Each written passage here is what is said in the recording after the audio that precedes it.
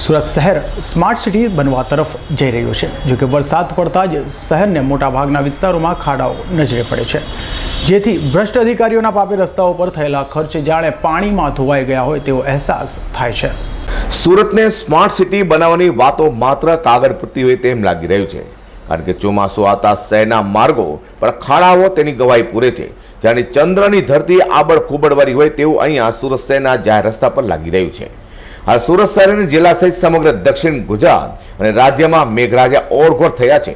સતત 4 થી 5 દિવસથી વરસાદ અવિરતપણે વરસી રહ્યો છે. તે સુરતમાં ઠેર ઠેર રસ્તા પર ખાડાઓ જોવા મળી રહ્યા છે. જ્યારે ભ્રષ્ટાચાર બહાર આવ્યો તો એ ખાડા રૂપી હાલ જોવા મળ્યો છે.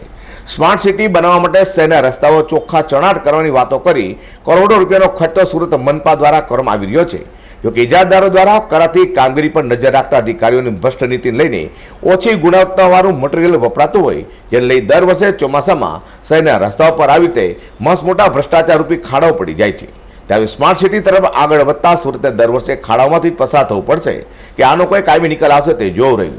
અને એમ લાગે છે સુરતમાં ખાડા છે કે ભાઈ ખાડામાં સુરત તે સમજાતું નથી. અઝર કુરેશી G10 બન્યો.